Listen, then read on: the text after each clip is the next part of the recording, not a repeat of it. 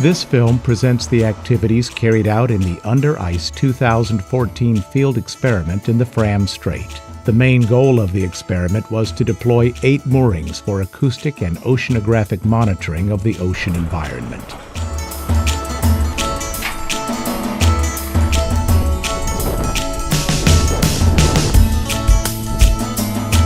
The aim of this project is to set out acoustic network to measure the ocean temperature in the Fram Strait.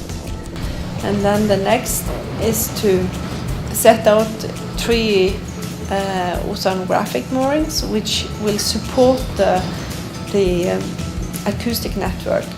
Each mooring carry a large number of oceanographic instruments to measure temperature, salinity and pressure at selected depths from near surface and down to the seafloor.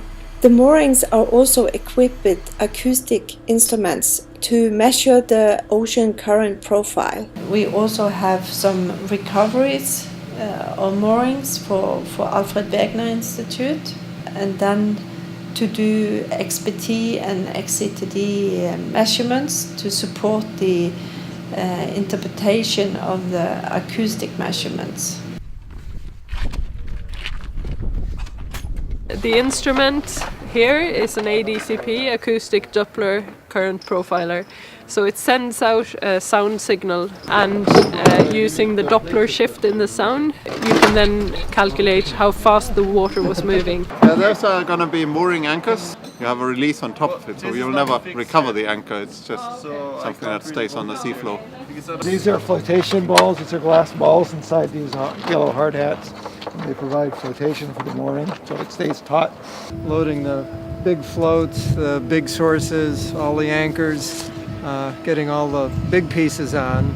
And then this afternoon we'll bring on all the small boxes that we can carry by hand that will go into the hangar and down into the lab. It's going fine. Everyone is working hard, so we are almost done now. And we are discussing several options for deployments. Plan A was the original orientation geometry of the acoustic moorings, and it looks like there's kind of more ice than they thought. So Peter and Hanne came up with Plan B, which is a different geometry that's much more likely to occur if the ice conditions are bad.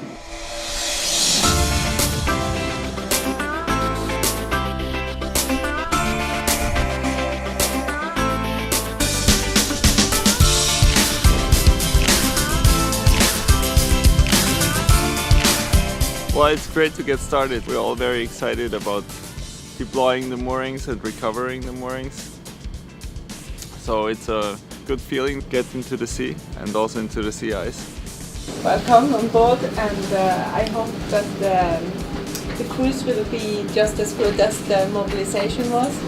When we came out in the beginning of the cruise, we had to make a decision, and we decided for Plan B.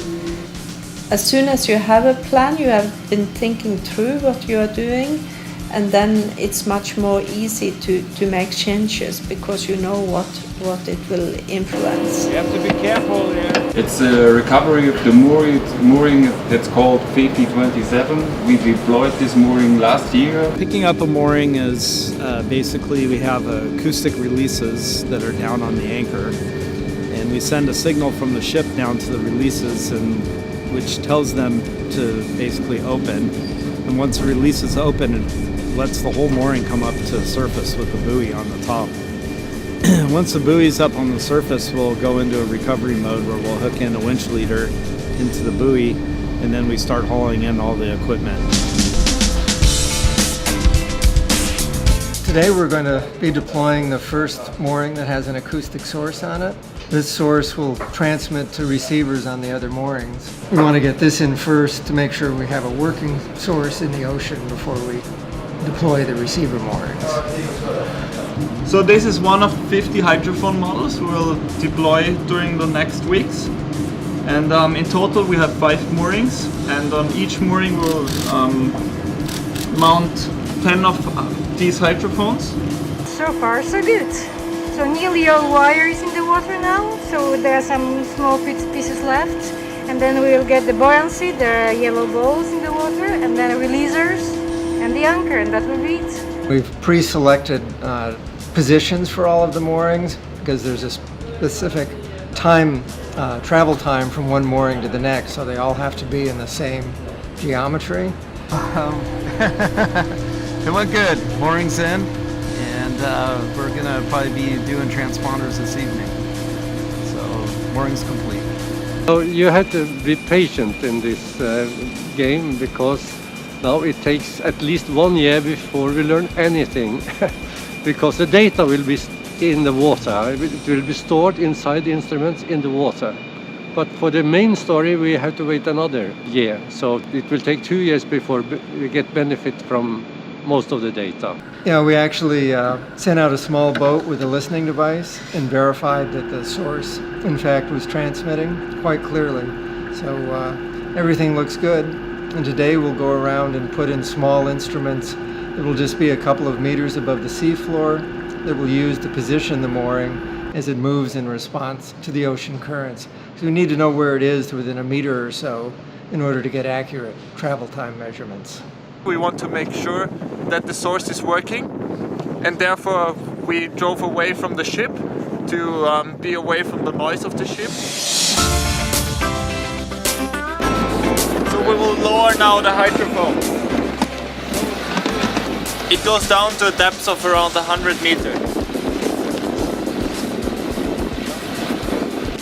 And we will now start recording, and we hope that we get the signal from the acoustic source.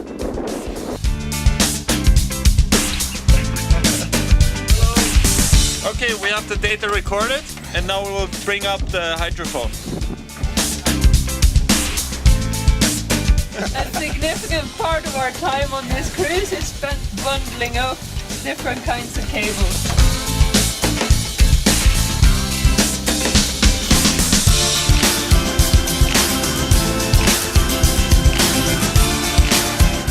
Okay, we're back now from the little boat on the ship, and we are analyzing the data, and we're looking for the signal of the source, and we have clearly found the signal. This is a spectrogram where we have frequency versus time, and here we have the 90-second signal of the source, starting with a lower frequency and going to a higher frequency. We would like to have a very accurate position of the source. So therefore we put 4 transponders around the mooring. Those are tiny buoys sitting on the ocean floor, and they are positioning the mooring at all times. So they are communicating with our main mooring that might be swaying back and forth. Okay, Jonas, start down. And from the time it takes to communicate back and forth between them, the mooring can calculate where it is. Transponder away. It's very beautiful out here. It's hard to see it shrink so fast during the last years and during the last decades. The main issue, I think, in the last decades, which is the main focus of most of Arctic science and Arctic research, is the strong link of the Arctic region to the world climate, especially in the context of what is commonly called climate change. So the processes which we observe in the Arctic, or in generally called northern polar region, they have very strong impact on the climate of the whole northern hemisphere. The moorings that we put in for the Nansen Center included 2 acoustic source moorings, 2 moorings with acoustic sources at a few hundred meters depth, and then 3 moorings that had receivers on them. And each of the sources transmitted to all of the receivers, including a receiver on the other source. So there were a total of 8 paths from each source to the 4 other moorings. And these will be measuring over the next 2 years the average temperature in between all those moorings. So the second source is working, and yeah, we're now about to deploy the oceanographic moorings. The moorings we are deploying today is to have a control over the flow of warm water into the Arctic Ocean. And then we will monitor it for 1 year, and particularly we will look for mixing in that current. So we see how the heat is distributed also vertically in the water column. So it begins. I was thinking those exact words before. Lasarus danser I Bergenhavn, danser en gladlystig dans. Lasarus skip fortøyd I land, danser en god gammel vals. Well, that's a relief. All 3 oceanographic moorings in the water, and all of the acoustic moorings as well. So that's great. Just went down to check if everything is okay on the hull. All the sink is on, and just looking for any damage at all after all the ice breaking. It's the only icebreaker we actually have in Norway, so we are specially designed to operate in this area, in these waters. So Spitsbergen is our area of operation. We are a nation of seafarers and scientists, actually. Well, it's a good tradition, I feel, and it's an important work. Manson was one of our heroes in the Arctic and Antarctic, so it's nice to follow his footsteps. But having scientists on board is actually very interesting, because it's kind of a different operation from what we usually do, and it's nice to see how they work and operate. We are now between our 2 northernmost stations, UI4 and UI5. One of them is a source and a receiver. We have deployed both of them.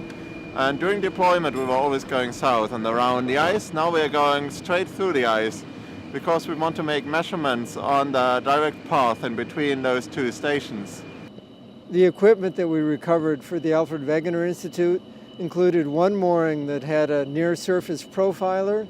This is the package that has a subsurface float that's something like 50 meters below the surface, and then a small package that's winched up and down to measure the very near-surface layers of the ocean, a very hard part of the ocean to measure. The other instrument we recovered was a bottom lander. It's an instrument that sits on the seafloor, and it included some biological measurements. There were actually little probes that penetrated into the sediment that had some artificial sediment and nutrients in them. And the goal was to have microscopic creatures, nematodes, that live in the sediment, basically be attracted to that artificial sediment and the nutrients in there, so that they could bring them back to study. Oh, after we had finished the other work, we went back to try to recover the 3rd and final mooring that the Alfred Wegener Institute had in. But after beating through the ice for quite a few hours, it turned out there was just too much ice in the way, and we couldn't recover the mooring. Today we weren't able to recover our last mooring because of the bad ice conditions. So the ice was completely packed and it was not possible to get an open spot into the ice. So we're happy that we could deploy all 8 moorings. So it went very well, I think. Well, it's mostly good. I'm glad we got everything done that we needed to do, and I'm looking forward to coming home. But it's also a little bit sad every time a cruise is finished. If we would have got the mooring from today back, it would have been perfect. The 5 acoustic moorings will be recovered in September 2016, while the oceanographic moorings will be recovered in September 2015. Well, it's not quite over till it's over. We still have to unload and get packed up and get ready to go, so there's another couple days' work.